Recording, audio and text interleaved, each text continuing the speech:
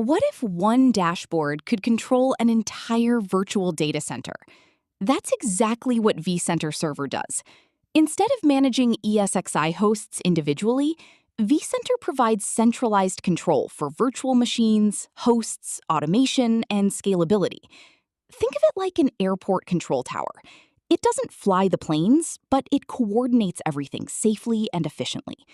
And this is why vCenter becomes the backbone of enterprise VMware environments.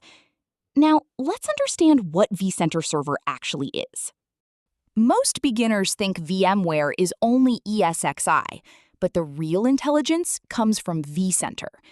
vCenter Server is centralized management software used to control hosts, VMs, clusters, and resources from one interface.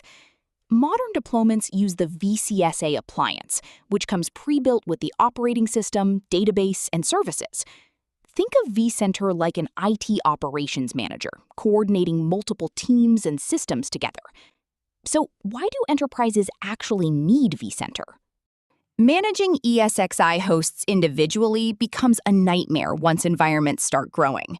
Standalone ESXi management works for small labs, but not for enterprise environments. Without vCenter, administrators lose centralized visibility and automation capabilities. It's similar to managing employees using individual phone calls instead of a centralized HR system. And this is where vCenter becomes critical at scale. Now, let's clear up one of the biggest VMware beginner confusions: ESXi versus vCenter. ESXi and vCenter work together, but they are completely different technologies. ESXi is the hypervisor that runs virtual machines directly on physical servers. vCenter, on the other hand, manages multiple ESXi hosts centrally. Think of ESXi as the engine, while vCenter acts as the driver, coordinating everything efficiently. So what actually exists inside vCenter Server?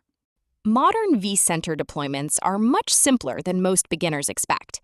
Today, most organizations use the vCenter Server Appliance, or VCSA. It already includes the operating system, database, vSphere client, and management services in one optimized package. Think of it like a plug-and-play enterprise appliance. Deploy it, configure it, and start managing infrastructure. Now let's see how VMware infrastructure is organized inside vCenter. How do enterprises manage thousands of virtual machines efficiently? vCenter organizes infrastructure hierarchically using data centers, clusters, resource pools, ESXi hosts, and virtual machines. This structure simplifies management at scale. Think of it like a company organizational chart with departments, teams, and employees working together. Next comes one of VMware's most powerful enterprise features: vMotion. What if you could move a running virtual machine without shutting it down? That's exactly what vMotion does. It allows live migration of virtual machines between ESXi hosts with zero downtime. Think of it like changing lanes on a highway without stopping the car. And this is why enterprises rely heavily on VMware for maintenance flexibility. But what happens if an entire host suddenly fails? What happens if a physical server crashes at 2 a.m.? High availability, or HA, automatically restarts virtual machines on healthy hosts during failures. DRS intelligently balances workloads across hosts for better performance. Now let's look at how VMware simplifies deployments using templates and automation. What if you could deploy hundreds of virtual machines consistently within minutes? VM templates allow administrators to create standardized virtual machines quickly and efficiently. Clusters help hosts share resources intelligently.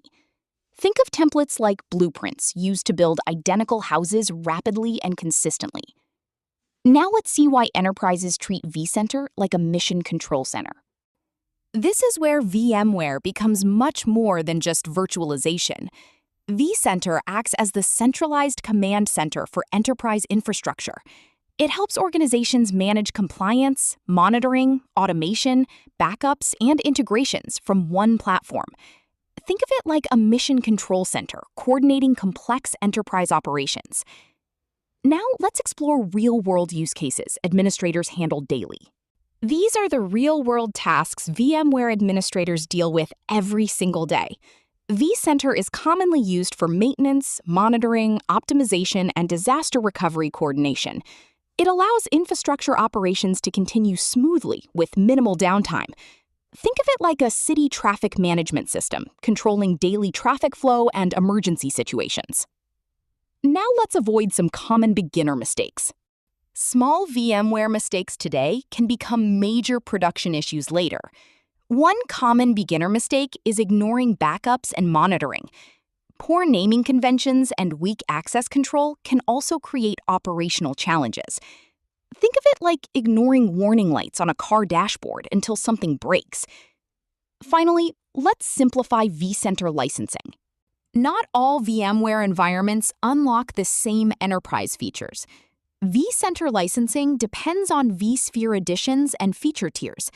Different licenses provide different capabilities, like HA, DRS, and advanced automation. Think of it like choosing between basic, standard, and premium mobile subscription plans. Understanding vCenter is one of the biggest steps toward enterprise virtualization expertise. vCenter is the foundation of modern VMware environments. It enables centralized management, automation, scalability, HA, DRS, and operational efficiency. Think of it like a GPS system guiding enterprise infrastructure operations. If you want to continue learning, your next focus should be clusters, HA, DRS, and VMware automation. If this video helped you understand vCenter clearly, make sure to like the video and subscribe for more VMware and cloud infrastructure content. And let me know in the comments, which VMware topic should I cover next? Also, check out my next video on VMware HA, DRS, and cluster architecture to continue your learning journey.